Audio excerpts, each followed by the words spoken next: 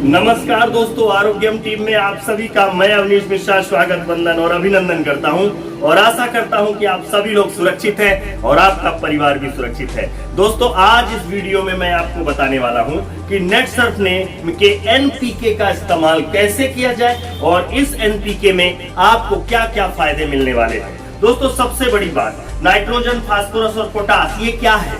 ये एक micro nutrients है। नाइट्रोजन पौधे में नाइट्रोजन नाइट्रेट में बदलता है और ये कॉम्प्लिकेटेड होके प्रोटीन के घटकों का निर्माण करता है। इसलिए किसी भी पौधे के लिए, किसी भी जीव के लिए नाइट्रोजन एक बहुत ही जरूरी तत्व होता है जिससे उसकी ग्रोथ होती है। अभी नाइट्रोजन हो गया, फास्फोरस हो गया और पोटास हो गया, इन तीनों प्रोडक्टों के साथ साथ हमारे साथ एक छलावा होता है, क्योंकि जो पौधे होते हैं वो ना तो नाइट्रोजन लेते, ना वो एटमॉस्फेयर में पड़े हुए फास्फोरस को ले पाते और ना ही पोटास ले पाते।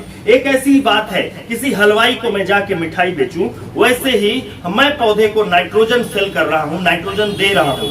नाइट्रोजन पौधे के लिए लेने के लिए एटमॉस्फेयर में 78% नाइट्रोजन है। यूरिया की बोरी में 46% नाइट्रोजन होता है।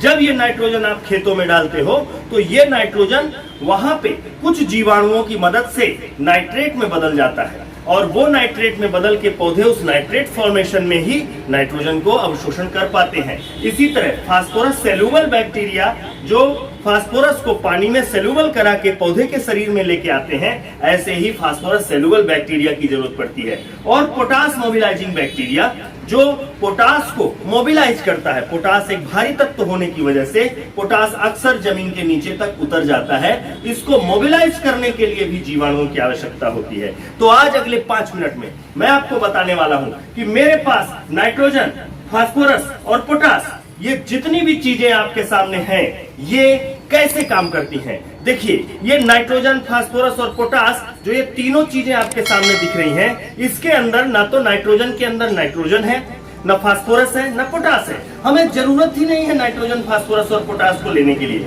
हम केवल क्या काम कर रहे हैं, नाइट्रोजन को फिक्स करने के लिए नाइट्रोजन स्थिरीकरण करने वाले जीवाणु, फास्फोरस सेलुबल जीवाणु और पोटास मोबिलाइजिंग जीवाणु को ही हम लोग इसमें डालते हैं।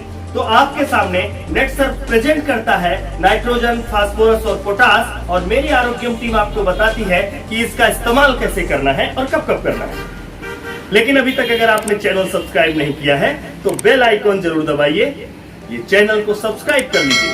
तो अब मैं बताता हूँ, ये नाइट्रोजन, फास्फोरस और पोटास, ये तीनों 1-1 लीटर की पैकिंग में आते हैं। इसके 1 ml में 10 की घात 8 जीवाणु है। मतलब एक जीरो के बाद अगर 8 जीरो रख दिया जाए तो मैं बोलूं अपनी भाषा में, इकाई, दहाई, सैकड़ा, हजार, दर्जन, लाख, 10 लाख, करोड़, 1 करोड़ जीवाणु 1 ml में है। तो ये जीवाणु जैसे ही जमीन के नीचे जाते हैं, जमीन में भुरभुरापन लाते हैं और ये मल्टीप्लाई होने लगते हैं। नाइट्रोजन लेके पौधे को फास्फोरस सेलुबल करते हैं और पोटास मोबिलाइजिंग कर देते हैं। क्लियर है? तो अब इसकी मात्रा कैसी होनी चाहिए? इसकी कोई ऐसी खास मात्रा नहीं होती है। ये जब अपने जगह पे जाता है तो धीरे धीरे मल्टीप्लाई होता है। वैसे भी अगर इसको मैक्सिमम 1 एकड़ में एनपीके 1 किट डालना चाहिए, लेकिन अगर आप 1 हेक्टेयर में भी ये जीवाणुओं का इस्तेमाल करेंगे तो उससे कोई हानि नहीं होगा। जीवाणुओं की संख्या अपने हिसाब से और अपने टाइम से ही बढ़ेगी। उनका एटमॉस्फेयर को ध्यान रहे, जिस पंप से कीटनाशक का इस्तेमाल किया है या जिस पंप से खरपतवार नाशक का इस्तेमाल किया है, उस पंप का इस्तेमाल नाइट्रोजन, फास्फोरस और पोटास के स्प्रे में न किया जाए। इसको फॉलिकल स्प्रे देने की बजाय अगर मिट्टी में, रेत में या फिर ड्रिंचिंग करवा दिया जाए तो रिजल्ट ज्यादा अच्छा आएगा। साथ में अगर आपके पास एक और अच्छा तरीका हो जाए कि आपके पास पुराना गोबर हो, उस गोबर को कहीं एक जगह छांव में रख दीजिए।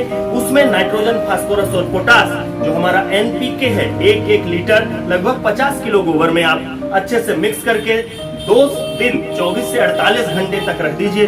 फिर इसके बाद खेतों में डाल दीजिए, जबरदस्त रिजल्ट आएगा। और साथ में आपके पौधे का वेजिटेटिव ग्रोथ बहुत तेजी से होगा।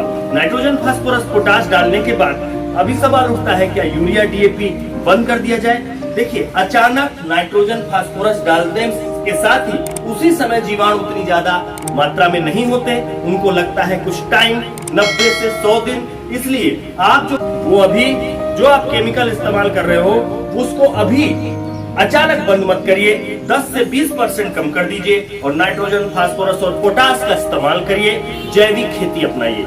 एनपीके उन फसलों में बहुत अच्छा काम करेगा जिसमें वेजिटेटिव ग्रोथ हो रही हो, जैसे अदरक, जड़ वाली फसलें, मूली, गाजर, सलजम और ये जितनी भी जड़ वाली फसलें हैं, और जो तने वाली गन्ने हो गई, केले हो गए, इसमें बहुत जबरदस्त रिजल्ट आता है। किसी भी फसल में कम से कम एक बार एनपीके का इस्तेमाल होना चाहिए। नाइट्रोजन, फास्फोरस और पोटास की जो कीमत है नेट तो ये 1800 रुपए पर हेक्टेयर के रूप में है।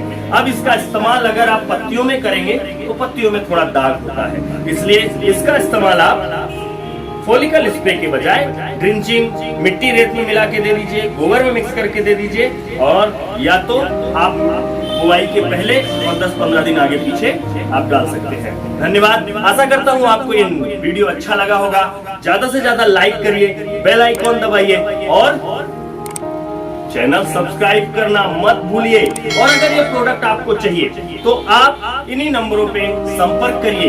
ये आपकी पैदावार को भी बहुत अच्छे से बढ़ाएगा और जैविक खेती की तरफ अग्रसर होगा। मेरा नाम अवनीश मिश्रा है, आप आरोग्यम टीम का चैनल देख रहे हैं। धन्यवाद।